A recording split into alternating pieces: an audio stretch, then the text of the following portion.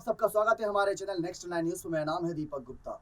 लगातार उत्तर प्रदेश की राजनीति में अखिलेश यादव के कई बड़े कदमों को लेकर सवाल खड़े किए गए, लेकिन सफाई में यहाँ पर जो कुछ भी अभी तक कह सकते हैं, मुलायम सिंह यादव के निधन के बाद जो एक विधि विधान कार्य किए गए, यहाँ पर तमाम जानकारी अभी समय समय पर हम अपने चैनल के माध्यम से आप सभी को देते रहे। अब उसके बाद जो बड़ी खबरें सामने आ रही हैं वो ये है कि मुलायम सिंह के निधन के बाद यहाँ पर पूरी तरीके से राजनीति में सक्रिय हो चुके हैं अखिलेश यादव। कोई भी मौका नहीं छोड़ना चाहते जब उनकी सरकार वापसी ना करे। जी हाँ, लगातार सपा पार्टी को लेकर सवालात है कि क्या सपा पार्टी का उत्तर प्रदेश की राजनीति में वापसी कर पाएगी या नहीं। तो वापसी का संकेत देते हुए अखिलेश यादव ने कई सारे यहाँ पर आरोप भी लगाए हैं चुनाव आयोग ने। आप सभी को बता दें, नगर निकाय चुनाव नजदीक है यहाँ पर उत्तर प्रदेश में भी, तो ऐसे में सपा पार्टी भी सक्रिय हो चुकी है और लगातार बैठकों का दौर भी जारी है सपा पार्टी में। अखिलेश यादव ने ऐसी ही एक बैठक में चुनाव आयोग पर कई गंभीर आरोप लगाए हैं। कह सकते हैं बिना कहे उन नाम लिए तंज कसते नजर आए और ये बहुत चुभने वाले बयान है। एक कहीं ना कहीं उनके सहयोगी ने इस बात की जानकारी दी कि कैसे सफाई में क्या कुछ हुआ और उसके बाद चुनाव आयोग पर कैसे अखिलेश यादव ने सवालात खड़े करे। योगी सरकार पूरी तरीके से तैयार है मैनपुरी सीट के लिए, यानी भारतीय जनता पार्टी तैयार है मैनपुरी सीट के चुनाव के लिए। गोकर्णनाथ सीट पर भी जो चुनाव होंगे उसके लिए भी तैयार नजर आ रहे हैं, लेकिन नोटिस क्या था और कैसे यहाँ पर चुनाव आयोग को खरी खोटी सुनाते नजर आए, कैसे उन पर आरोप लगाए, देखिए आप हमारी एक खास रिपोर्ट जिसके माध्यम से आपको ज्यादा जानकारी मिलेगी। सपा पार्टी के राष्ट्रीय अध्यक्ष अखिलेश यादव ने सफाई से लौटने के बाद पार्टी के वरिष्ठ नेताओं से मुलाकात करने के साथ ही निकाय चुनाव की तैयारी शुरू कर दी है। अखिलेश ने पार्टी कार्यकर्ताओं को निकाय चुनाव में अच्छे प्रदर्शन का संदेश देने के साथ ही चुनाव आयोग पर फिर निशाना साधा है। आपको जानकारी दे दें, अखिलेश यादव को चुनाव आयोग ने जारी किया था नोटिस, जिसमें बातें थी। अखिलेश यादव ने चुनाव आयोग के नोटिस जारी करने के बाद फिर सवाल खड़े किए और चुनाव आयोग में भी धांधली की आशंका जताई। पार्टी प्रवक्ता के अनुसार अखिलेश यादव ने कहा कि निर्वाचन आयोग ने यदि स्वयं विधानसभा चुनाव 2022 में मतदाता सूची संबंधी नियमों का पालन किया होता तो हजारों मतदाता मतदान से वंचित नहीं रह जाते। भाजपा सरकार विपक्ष की आवाज दबाने का षड्यंत्र करती है। कहा कि चुनाव स्वतंत्र, निष्पक्ष व पारदर्शी हो, यह संवैधानिक दायित्व निर्वाचन आयोग का है। बिना किसी भय या प्रलोभन के प्रशासकीय तंत्र के दबाव से परे मतदान की प्रक्रिया सुनिश्चित करना भी चुनाव आयोग की जिम्मेदारी है।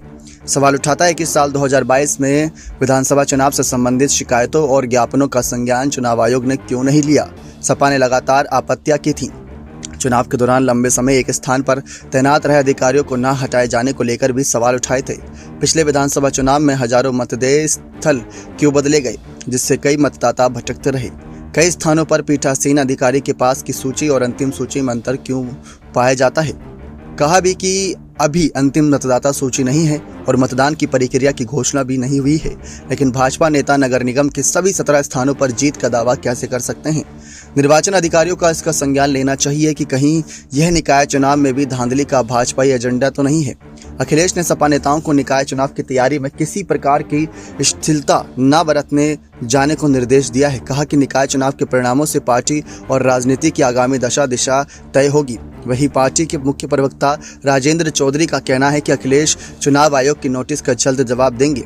उल्लेखनीय है कि आयोग ने अखिलेश द्वारा मतदाता सूची से जाति विशेष के लोगों के नाम काटे जाने पर आरोप जवाब तलब किया है। अब देखना दिलचस्प होगा इस मामले पर क्या जवाब आता है।